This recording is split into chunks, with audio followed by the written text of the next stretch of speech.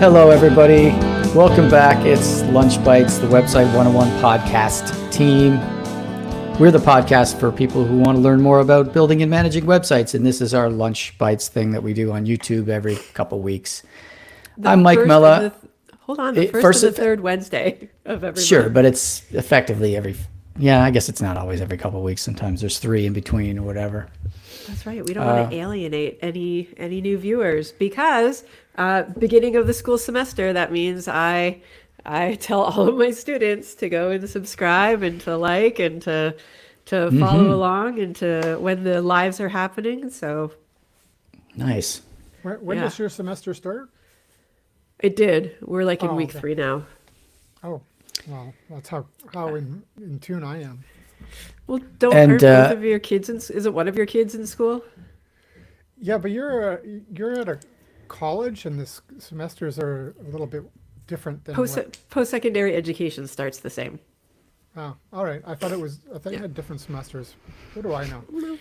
Yes, my son started University of Toronto a couple weeks ago. Nice. Good school. And so Amanda's stepping away. Obviously, you can tell she's got the sniffles here. We were just talking off camera there about allergies. I normally get allergies in the spring. That's when I get mine. And then the fall is nothing for me. It's terrible. Last night I woke up with it felt like I had asthma or something. So I had to use my wife's inhaler in the middle of the night because it was so hard to breathe. It's insane. And we actually learned that there's a house near us, about a block away. Their entire front lawn is just covered in ragweed plants. Yeah. And that's the thing that my wife's It's supposed to be good for butterflies. Like a lot of people are trying to go back to these natural, indigenous, Southwestern Ontario. It's good for the environment. It's good for bringing back the butterflies and the bees and all of these other really positive environmental things, which, hooray, great. Thank you, world. It kills me. I am allergic to trees and dust and pollen and ragweed and all of it. I'm having a very difficult time today. I believe I've mentioned this either on the podcast or on another lunch bite. I also have severe allergies, but I am fortunately not suffering because I get allergy shots. And for the most part, they work. But I do have a week or 2 in spring and a week or 2 in the fall where it doesn't work, and I do need to take an allergy pill or suffer. I was suffering about 10 days ago. And regarding what Mike said about the nearbyness of the ragweed, so when I got tested and the doctor told me, hey, you're severely allergic to I forget what kind of tree it is. And I said, I have that tree in my front yard. Should I look into cutting it down? And he said, it doesn't matter. The city is covered with these specific trees. It's not about how close it is to you. It's the whole area. So I'm going to assume that ragweed, I don't know what it looks like, is in the same sort of thing where it's just everywhere. And maybe you've got a little extra concentration with your neighbor. Well, it is now. Yeah. But I mean, it's a weed, and that's why everyone has been pulling it out of their gardens and pulling it out of medians in the road and pulling it out of everywhere. But trying to help the bees and the butterflies and native insects and things like that. It's if it means I can do less lawn maintenance by getting rid of the monoculture, I'm all for that. Yeah, I don't like cutting my lawn. So and over the last couple of weeks, my partner Andrew told me that he saw on Reddit that, those nasal decongestant sprays, which have been a super lifesaver for me recently, apparently is crazy addictive. And if you use it too frequently or for too long, guilty on both charges, your sinuses actually will start to congest themselves on purpose so that it will kind of force you to be oh, I'm congested. I should take this tweak of decongestant. So my body is even over-the-counter ones like Ultravin and stuff like that. Oh yeah, my allergist, he told me to never use those because they will rot the inside of your nose. It's just too much Coke in your nose. It's Well, it'll ruin the lining of your nose. You should never use those. Well, yeah. So now I'm trying to not take it as much, and this is the non-breathing mouth breather result that I'm now dealing I with. So it's like, I do have a subscription to one of those things, and I asked about that. He said, oh, this is very different than the over-the-counter stuff. And I was like, oh, you're the expert, so yeah. something to maybe look into is see about getting a prescription instead of using the over-the-counter stuff. Maybe. And even going old school and trying one of those like neti pots, but then you've got to make sure that you've got like de-alkalized water.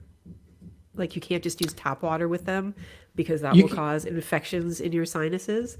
Like you it has to can be saline water. you can use it. So we've used those before, and we really like them. What we do is if you boil the water and then obviously let it cool, and then Yeah. they come with like the salt whatever tablet pack. thing. Yeah. Yeah, and you put that in. That's what we do, and I mean it seems to work. So I've But it's never not used one of it's those. not How does nearly it as work? convenient as just carrying one of these things around. that's true. That's true. It takes some work. Yeah. How does the neti pot thing work? I don't even know how you would use it. You basically it's a device with like a spout, some different shapes. Some of them It are looks shaped like like a a teapot. teapot. But the old ones look like teapots. Now they have ones with like a curvy, like whatever. snout? Yeah.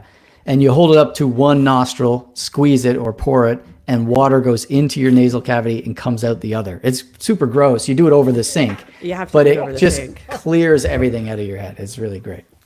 Yeah. That doesn't sound pleasant. Yeah, except I that mean, you feel it's- like you're drowning for a couple seconds. Yeah. And yeah, But and if you it have helps, to it's gonna help. you have to be careful that it like doesn't pour down your throat. Like you actually have to be like almost upside down over the sink on a weird angle. It's I'm gonna watch a YouTube video later about how to do this because I'm really curious.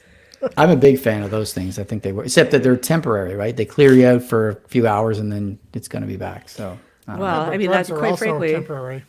that's all my decongestant nasal spray has been doing Yeah, that's true. recently. Besides apparently eating away the inside of my sinuses. So, to get on topic, does anyone have something that we would like to talk about instead of grossing out our listeners talking about nasal cavities? Well, have you heard of this new coding app called Cursor? Nope, never heard of it. Where did you hear of Okay. it? Well, I work with an agency and they have been telling everyone that works with them, hey, you should try using this instead of VS Code because we're considering using it, making it our standard or whatever. Oh, is it just a text editor? Not just. Is it a text It is. editor plus? It's kind of a clone of VS Code. I think it's built on top of VS Code or something, but it's an AI thing. So in the way that VS Code, you can get Copilot, which I subscribe to Me too. for $10. You can get this thing, and it's $20, I think, for the Pro one, and it comes with AI built in. And Wes Boss and Scott on Syntax FM today talked about this, and they also said it's great. They really think it's fantastic. Wes said he's not sure he's going to switch, but they're really considering it. It's obviously more expensive than using Copilot. But I'm thinking of checking it out. I don't like the idea of going from $10 a month to $20 a month, especially since I don't write a lot of complex code. I'm not writing crazy React apps and stuff. So I don't know, maybe Copilot is good enough for me, but I was just wondering if you guys, obviously you haven't heard of it, but it's apparently the new VS Code killer or something like that. Yeah, I just Googled it. It's cursor.com, and I checked it. There's a 2-week, the free version comes with a 2-week pro trial, so you could try their code or their AI and test it against Copilot and see which one works better for you. Like just run the same prompts. Who's got time for that? Yeah, that's my other thing. It's like, Okay, well, I didn't say it was a realistic option. I'm just saying it's an option you could test to see is it worth the extra $10 a month. To me, I'm happy with Copilot, and I use Windows, and Copilot has with a recent update, there's now a button on my taskbar for Copilot, so it's really deeply integrated. So I'm going to stick with it because that's only $10 a month. Yeah, but that's like I know that GitHub is now owned by Microsoft and whatever, but the Copilot that's on your taskbar is the Windows operating system base, so it's supposed to help you like find stuff on your machine and I haven't looked correlations into it like yet. I that. just saw the button. Yeah, I've actually Yeah. I've turned it off. I've had that removed from my toolbar since I like first installed Windows 11. But I have recently paid, and I don't pay for a lot. I've recently paid for the GitHub Copilot. Okay. And I'm a billion% positive I am not using it to its full potential. I know I'm not, but it's worth But 10 the bucks minimal what I things get I've out been of it. using it for, it's like, oh yeah, that's neat. That's helpful. I like it. Yeah. Thanks. Yeah. Yeah. So for me recently with Copilot, I was asked to dive back into like a really old section of a site which I had taken over from somebody. So I didn't write the original code, and there's this long, complicated jQuery thing, and I was like, and it was all minimized and whatever. And I was like, I didn't know what was going on. I just knew I needed to make modifications to it. So I highlighted the code and I asked Copilot, comment this code. What does it do? And it spit everything out, and I understood what I needed to do, and I fixed it. But without Nice. that, I'd be like, I couldn't understand the code just looking at it. Yeah. Yeah. It's super helpful for that kind of thing for sure. And It this is. is where you need to remind yourself, comment your code well, because future you is going to hate present you if you don't. Yes. Yeah. I've always been but pretty good at commenting code, I I'm think. still bad at it, but I'm really trying to push myself to get better at it, especially when I revisit older sections and I was like, oh, this should be commented better. I'll add my own, or now I'll just do what I said, and just ask Copilot to comment it for me. I find that sometimes those comments that it generates, though, like you'd have like a for loop in Craft that pulls the 10 most recent entries from this channel. And you ask it to write the comment and it says, pull the 10 most recent entries from channel, whatever, which is all right there in the thing. And I feel like the comments I want is the stuff where it's like from the staff channel minus Helen because she's not, I write English stuff that has to do Yeah. with the site and the project Oh, that I'm right, yeah, rather than just and the technical stuff. I'm with Mike there. I think that it's better to have the personalized comments, but if you're coming back to something and you don't remember everything, just asking Copilot to write the comments for you, and then you can go through and revise it. But what I want to do the next time I need this is I maybe ask it to, instead of like commenting every line of code, which it tends to do, is just like give me an overview comment at the top of this function or this section. Because that's what I find more useful, unless it's something that's really complicated, in which case I might need the line by line comments. Yeah. Yeah. Well, according to Wes and Scott on that podcast, check out the Syntax FM podcast where they reviewed it. They said that the UI of Cursor is much better than Oh, really? VS Code. Yeah. Somehow the way that you interact with the AI is more comfortable, according to them. I haven't touched it yet, but that's what they say. Yeah, that makes me want to try it out. I remember moving from Sublime Text to Yeah. VS Code, how much of an improvement it was. So now maybe I'm moving over to this new cursor. Yeah, they referenced that. They said that themselves. I remember switching from Sublime. The reason we all went to VS Code was because of this. So, that they Oh, did geez, comment I'm on just that. echoing the Syntax FM podcast. I know it's queued up in my podcast player. I just haven't got to it yet. And speaking of podcasts, have you heard of the Boag World podcast? You guys aware of that? Years ago, I listened to it for a short while, and I forget why I stopped. Okay, yeah. So it stopped for a while. Like it hasn't been on the air for 4 years or something. It's run I by stopped before that, though. That's yeah, why. yeah. Paul Boag, or Bogue as I would say it, but he pronounces it Boag. In the UK, had this podcast and he has called Boag World, and it was really, really informative. Actually, it was very. I know why you didn't listen to it, Sean, because it's got these like they end every show with a joke.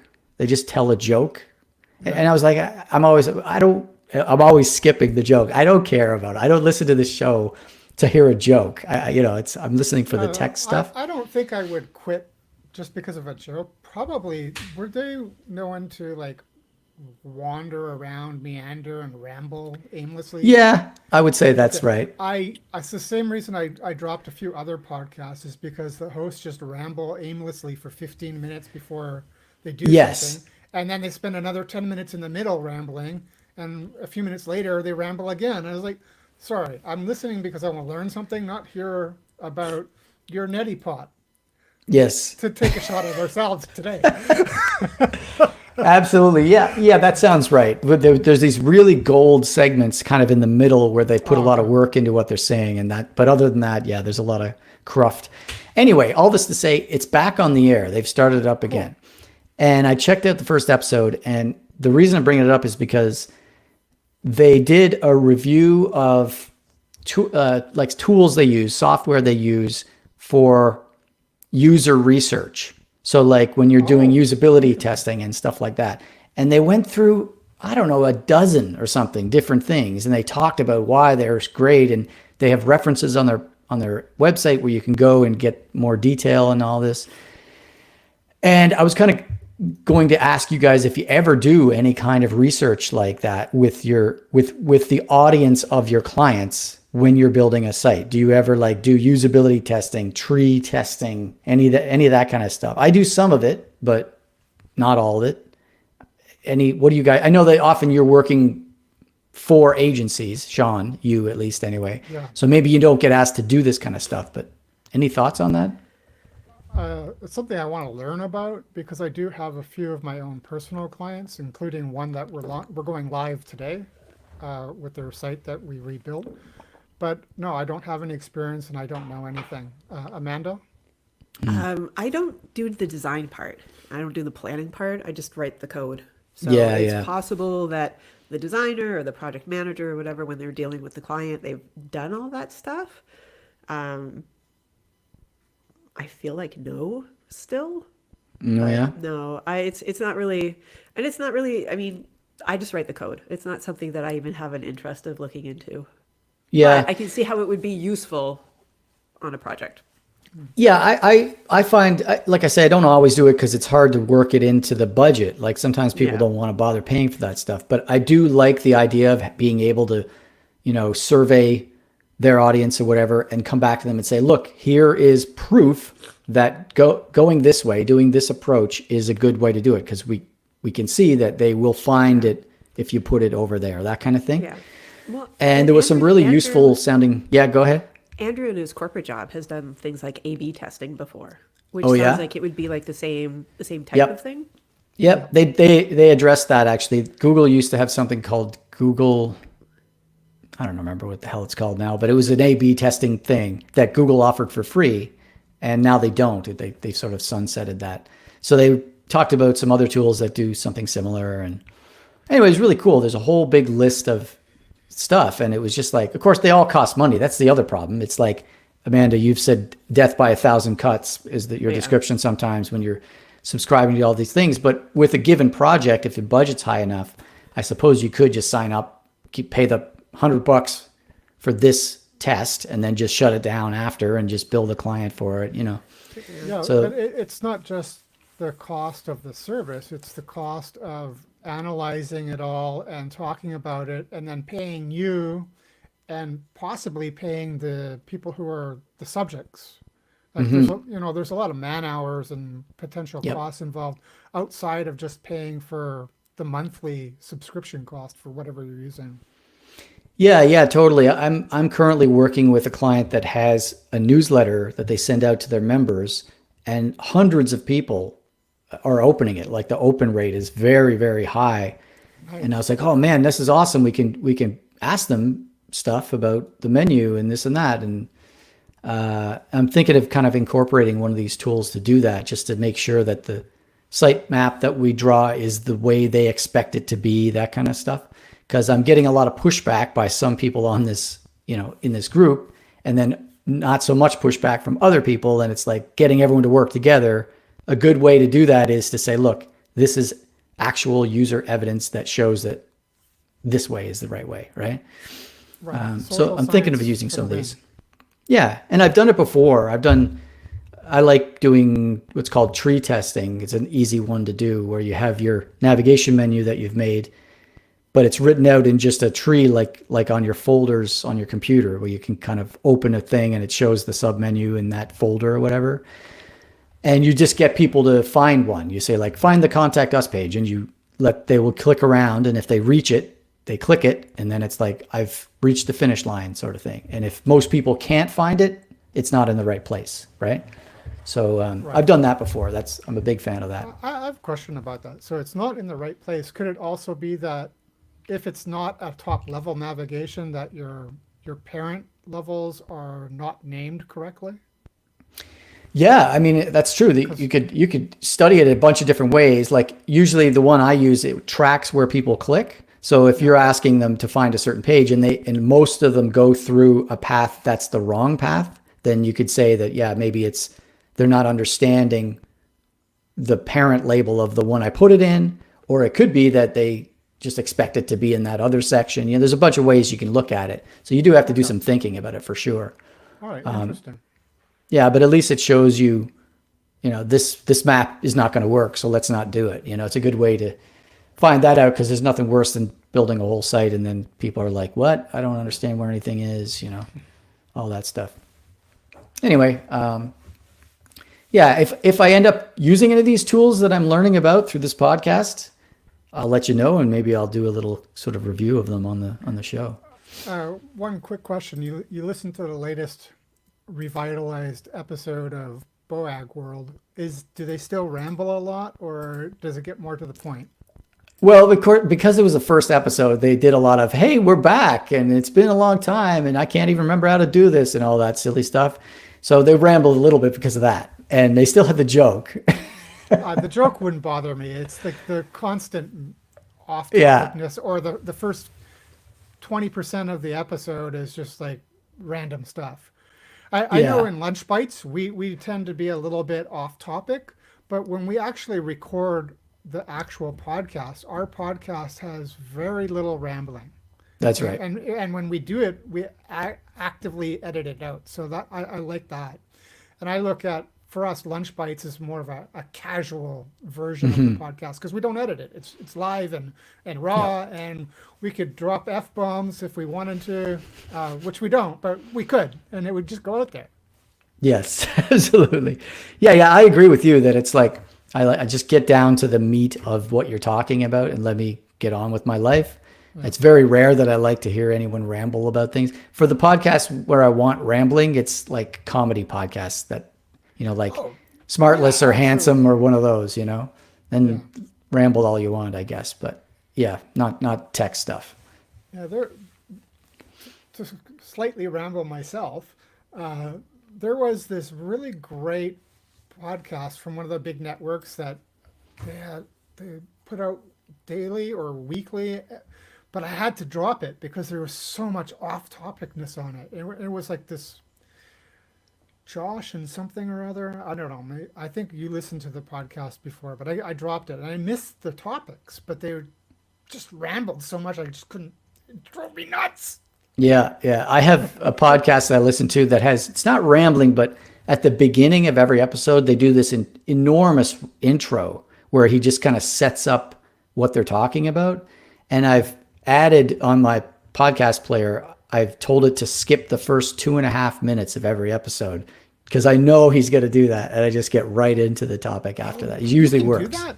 I know we use the same podcast app. I didn't know you could do that. I'm going to have to You can do that. You can skip intros and outros. Yeah. Because there is a podcast that does the same thing. 90 seconds. I want to skip it.